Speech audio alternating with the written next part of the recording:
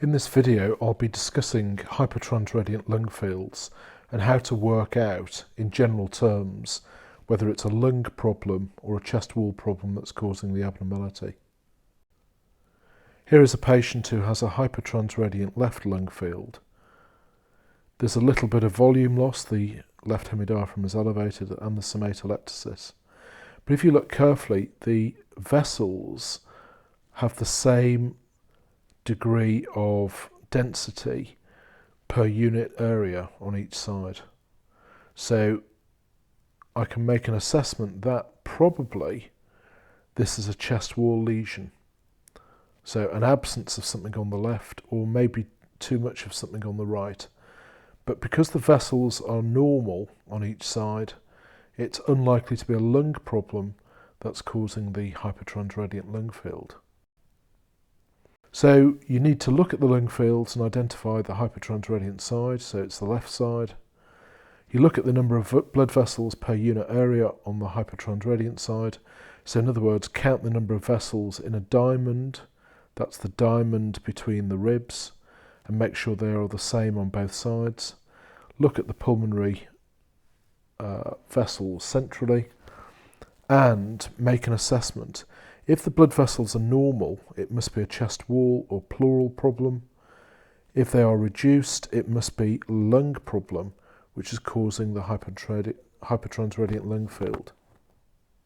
So this is normal vessels, therefore it's a chest wall or a pleural problem. And this particular patient had a pectoralis major donation to a free flap in the head and neck.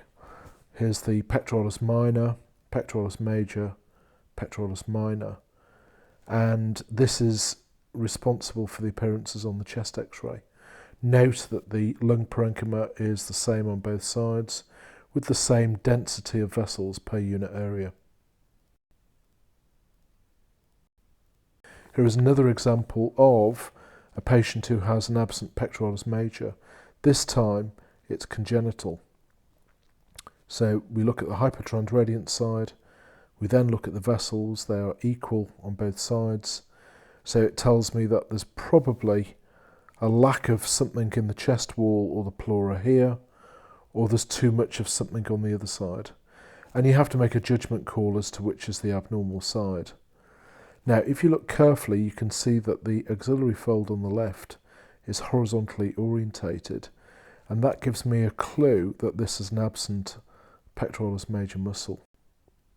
Just to recap, looking at the diamonds, you can see several vessels, and you can see several vessels on the other side. So if you look at any particular diamond and compare it with the other side, there's no increase or decrease in vessels when comparing both sides. Here is the axillary fold, confirming that this is a pectoralis major absence. Don't forget, if you also have a hand abnormality, this is known as Poland syndrome. They tend to get short fingers and an absence of pectoralis major. Here is another case of hypertransradiant lung field, this time on the right. If you look carefully, you can see a normal breast shadow, which is responsible for the increased density here. So this is normal, and the decreased density is due to the mastectomy. Note that the blood vessels are the same on both sides, telling me it's not a lung problem, but a chest wall problem. Here is another case. Patient slightly rotated, which in itself can cause hypertransradiancy, but not enough to cause the difference in density between the right lung field and the left lung field. And this is because all the muscles are atrophied, and you can see that there's a gracile humeral head and humerus and a very gracile clavicle, typical of polio. Here is another patient with hypertransradiant lung field on the left. This time you've got a reduction in the size of the central pulmonary artery and a paucity of vascular markings. There's no particular volume loss, and the right lung field looks okay.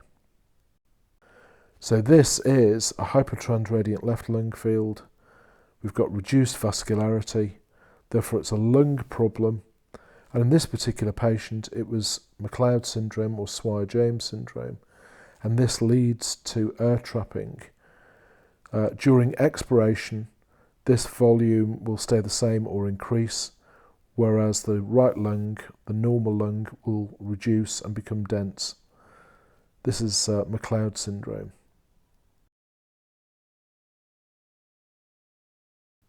If you compare the diamond between the ribs on both sides, there's a clear discrepancy in the number of vessels, and this is typical of a lung problem rather than a chest wall problem.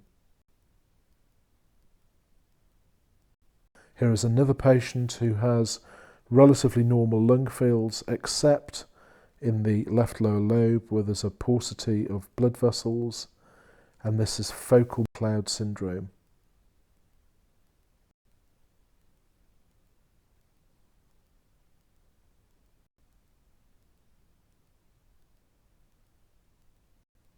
One other cause of hypertransradiant lung field, actually this is the normal lung field, it's just that this lung is dense and this is due to a transplant. Here is usual interstitial pneumonitis, there's a loculated pneumothorax, and this is the normal transplanted lung. So whenever you see a discrepancy like this, always think about transplantation. The fact that you can't see any surgical clips should not put you off the diagnosis. So just to remind, hypertransradiant lung fields, look at the lung fields and work out which is the hypertransradiant one. Look at the number of blood vessels per unit area on the hypertransradiant side, and the best way of doing this is to locate a diamond between the ribs and count the number of vessels on each side. If the vessels are normal or reduced in number, that will lead to working out whether it's a lung or a chest wall problem. So normal vessels, you've got a chest wall or a pleural problem. Reduced vessels, you've got lung pathology. So here's a schematic diagram to explain. Normal vascularity. This side is whiter and this is blacker, so this is the hypertransradiant side. Normal vascularity. This is reduced vascularity centrally and peripherally. This is the hypertransradiant side. This is the normal side. This is the side of lung pathology because of the reduced vascularity. And this is the side of a chest wall or a pleural lesion, because in spite of the fact that this side is hypertransradiant, the vascularity is completely normal, leading to chest wall or pleural pathology. So in summary, causes of chest wall hypertransradiancy: absence of pectoralis major, either congenital or surgical; polio; mastectomy. Pulmonary causes of hypertransradiancy include air trapping, so this could be McLeod syndrome, carcinoid syndrome, foreign body, etc.